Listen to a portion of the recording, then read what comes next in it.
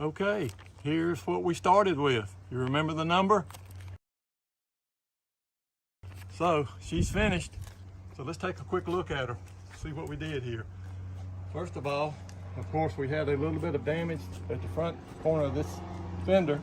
So I repaired that, and on my blend, I actually blended over the top of this. You got a natural curve here, so when you're blending your paint, if it's a little off, and this was really close, I will say that. So Martin Sr. did a great job on that. Code 40 on a GM. But blending across and let it fall over, I actually was thinking about at first putting on a new stripe. But after looking at it, I said, you know what? I'll just tape that stripe up. I went ahead and shot my base on it, and then I pulled the tape off of that real easily. And then I just cleared over the whole top of the thing. You can't even feel it. And that's the original stripe. It's still on there. She matches great. So blended it on here. Of course, we painted the hood. You remember the hood? We got a used hood, which was charcoal. So there's the hood. And all of it's got 3 coats of clear, other than where I blended into the door over on the other side. And I'll tell you about that. So the hood turned out great. Of course, we had trimmed it out to begin with. Corey and I did a good job on that. Okay. We had to replace a couple of the nozzles for the washers, because I will tell you this, they're very brittle. It's no way you can take those out without breaking them. So I went online and got those for, I think it was 29 bucks.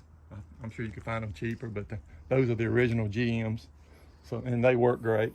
So we hooked all that up, got the hood back on, got everything in place. You'll see that this is the cover that we bought up at Metro in Chesapeake. It's on.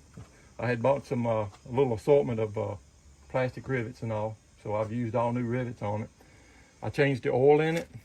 I actually had to put a water pump on it. Didn't realize that, but after a few days here sitting, I noticed every day or so it would drip a little bit off of the water pump. So I went ahead and changed out the water pump. So all of that's great.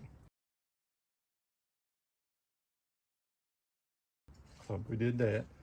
On the nose, you remember it had a little tear right here. I repaired that tear. As I said on the earlier videos, I spotted that in, blended that in, and then I cleared that entire front section. Put in a used grill, which is great. Okay, turned out great. So again, cleared it all the way over here, and before I did that, you know, you do all your repair work, and then the part that you're gonna just clear, you just take a gray nylon scuff pad with some good tar remover, wax remover, cleaner, and just scuff it up pretty good and put your clear over top of it, and it's fine that way. Doesn't need base color under it, but I did have to put base over there where I repaired it. So again, hood was repainted. So coming over to the fender, again, I did the same thing here. Blended over that corner. We had a natural edge, but here's the other thing. I had a couple of little dents here. I went ahead and fixed those 2 dents, and then when the hood got damaged, it hit the corner here of the fender and kinked it up, and you can see that in the earlier video. So I actually repaired that corner, and I'll close the hood just a minute, let you see how it lines up. The gaps and all are great, because it was a mild hit on this car. I can't believe it was in the yard, but that's why I went ahead and bid it and bought it. It was easy to fix right here in the driveway. So I blended that, I blended these 2 things, and then again, cleared that entire top fender. Okay, didn't have to do anything here because it was closed, paint was closed. Going into the door, really didn't need to do anything to that, but it had 3 pretty good, looks like gravel pecks in it. And I think that happened at the Copart yard, but had 1 here, 1 here, 1 here. So I went ahead and fixed those, and then I blended that in. So my blend is coming through this section, and then from here back, I scuff padded it with a gray scuff pad, and then it's just got 1 coat of clear right here. You don't want to pile the clear on that part because you want the original to show through. The more clear you add, it tends to tint that color a little bit towards the yellow side. So stay off of that. But all you need is 1 coat. And again, did the same thing on the stripe here. Covered the stripe up with tape, did my base work, and then pulled the tape off of there real easily, and then did my clear work right over top of it. So again, turned out great. So I'll let Corey come around, and it's cleaned up. It looks brand new.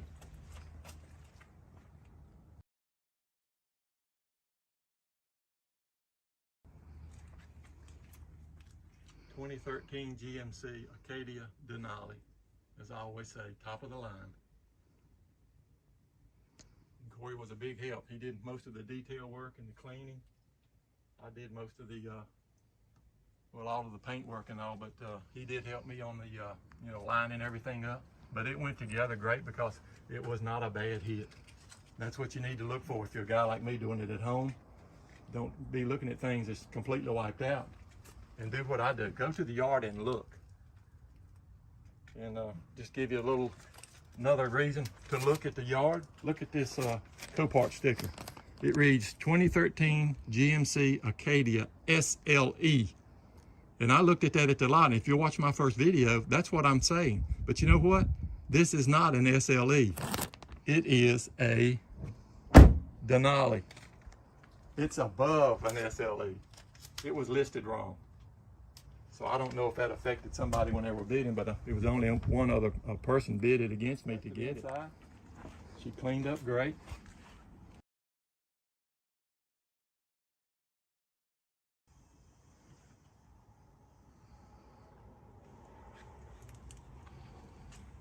Didn't have to do anything back here. Didn't do anything back here other than like Corey and I cleaned it up. But so I bought that online. It was $265. I put a brand new one in it. Makes all the difference in the world. And as I said at the yard, look at the paint on this car. I don't know if it was garaged or not. It wasn't, very clean when I got it, but the paint is excellent. Again, brand new Michelin tires on it.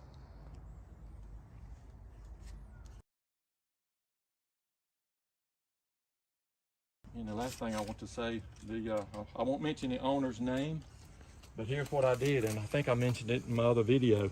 I only got one set of keys with it from Copart, and I got to thinking, man, I want another set of keys, and I really don't want to pay the $200, $300, $400 to get it, fixed and get a new key and a new fob. So I actually just wrote him a letter, sent him some personal things back that I found in the car. Corey and I found when we were cleaning it up, and asked him would he have a extra key. Sure enough, he sent it to me in the mail. So thank you. And this was a one-owner car. He's had it since it was brand new, but he did the right thing as well. So that's it. 2013 GMC Denali Acadia. Our first Copart fix. And we're done today.